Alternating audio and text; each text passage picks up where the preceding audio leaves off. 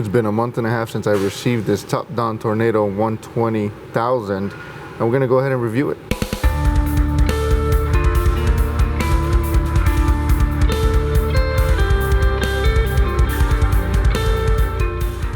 So about a month and a half ago, I released an unboxing video and a quick buttonology of this setup. And I gotta say, I'm pretty impressed thus far. It's not let me down up to now. There are a couple of features that I like about it, and there are some limitations to what it can do as well. We're gonna go ahead and dive into those things right now. As I mentioned in the previous video, there are two modes to this setup. There's a 3-volt mode and a 0-volt mode. Obviously the 0-volt mode is open circuit. You can go ahead and start it up without needing any voltage present beforehand, just as so, and it will push voltage and amperage out upon connection, but that voltage is going to be there no matter what. One of the other features I like is the duration. We got a duration here. One of the habits I get into every vehicle I bring in, I put a maintainer on it, and it keeps me abreast of how much time I have with that vehicle. It's a nice little feature. I don't mind it at all. Tells us how much power we're putting into the vehicle as well. And one of the things I really enjoy about this is that there's real-time adjustment. So if I press OK, I can go ahead and change that voltage on a whim, and I could change the amperage immediately. It will change on the spot. You do not have to reset the maintainer like you do with other maintainers. It's a very nice little feature. And I gotta say, there is one feature that's missing. You cannot change from 0 voltage mode to 3-volt mode. That's the only limitation when it comes to real-time adjustment. That with a software update, that might be a nice little addition. So with the 0-volt mode, it will stay on continually until you press the stop button. But with the 3-volt mode, as soon as you disconnect from the battery, you're going to have to, it shuts itself off, and then you're going to have to start it over once you reconnect. The nice thing is that when it's cranking and in 3-volt mode is that it doesn't stop supplying power when cranking the vehicle. Unlike some of the other well-known competitors, every time you crank a vehicle, if I'm diagnosing a vehicle and I have to crank it a couple of times, every single time that maintainer will reset upon cranking. So that's a nice little feature. I don't have to get out of the car with this unit. I don't have to get out of the car and reset my maintainer every single time I crank the engine over. Those other maintainers, when you crank it, it will read that it is pushing voltage out, and it really isn't. It's lying to you. You have to reset it and start it over again, and in the scan tool you'll see the actual voltage rise. So it's pretty funny that they do that, but this unit we don't have to worry about that. One of the things to note about the 0-volt mode is that when you have it running, I did not see a short circuit protection. So if you touch those two leads together with this on, you're going to create some fireworks. It's probably not going to be good for the maintainer, but that is kind of the point of that mode. Now, obviously, if you're in the 3-volt mode, it will not start charging until it sees above 3 volts. So if it sees a short circuit, it will not begin to charge or supply power. And upon disconnecting, it automatically turns off. So by design, it is a short circuit protection on the 3-volt mode, but on the 0-volt mode, you are forcing voltage out no matter what upon your own request. So be wary of that, be mindful of that. There is no short circuit protection with the 0-volt mode, except for letting the smoke out. So you've been warned. Be very careful when using the 0-volt. Be sure you know exactly what you are doing. Read the fantastic manual. This is a programming maintainer. Yes, you must use a programming maintainer for programming. I don't care if you're coding a BMW, if you're doing anything with a BMW with low voltage, you're going to have problems. A charger is not enough. A charger is not built to withstand, to hold that voltage steady. And a tender is not enough either. 2 amps is not enough. 10 amps is not enough. You need a programming maintainer like this one. So you've been warned.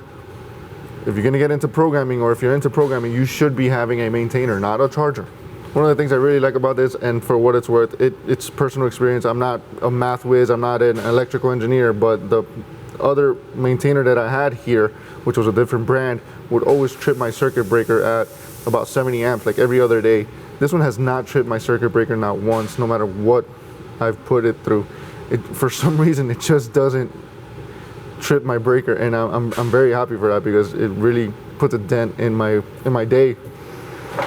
It's no secret that in the comparison video that I showed, I was very fond of the long cables. This one comes with a over 16 foot cable.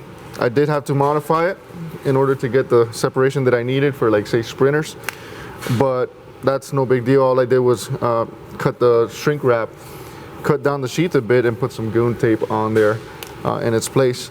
I really like that I can go all the way to the back of a vehicle without having to relocate the maintainer. So obviously I don't have a vehicle here to show you, but in many cases, like Jaguars and whatnot, some of them don't have jump points in the front, and I don't feel like turning my car around just for that. And I have no problem just hooking up my long leads all the way to the back of the trunk.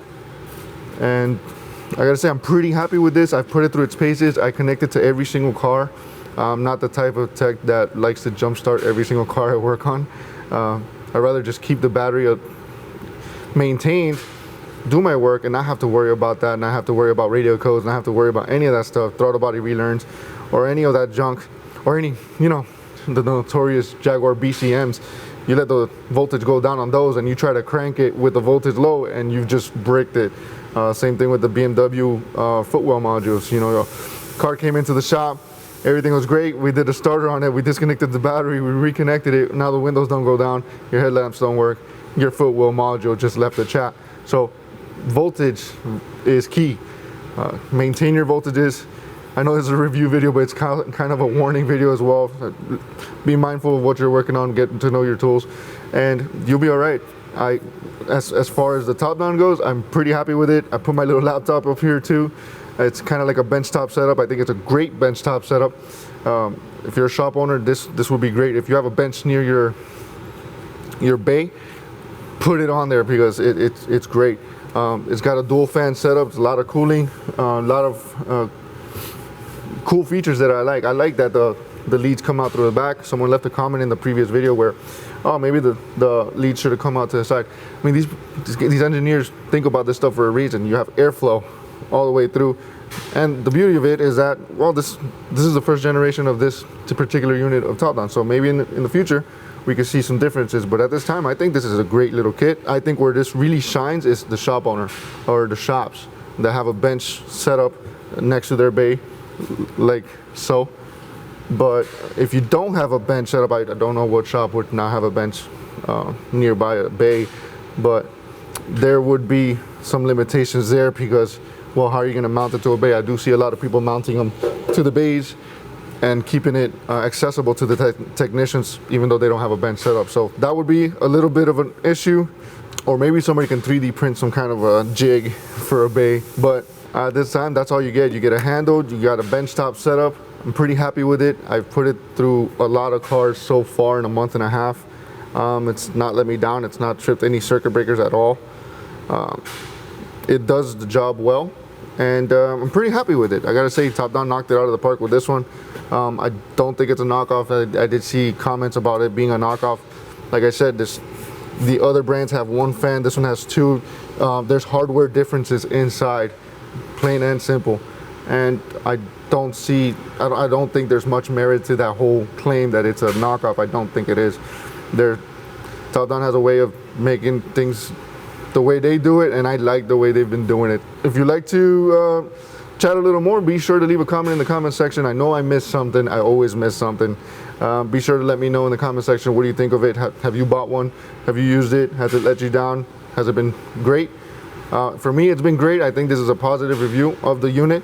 The only limitation would probably be that it's a bit of a lack of mobility, and then on top of that, the lack of adjustment, real-time adjustment between the 3 to the 0 volt mode.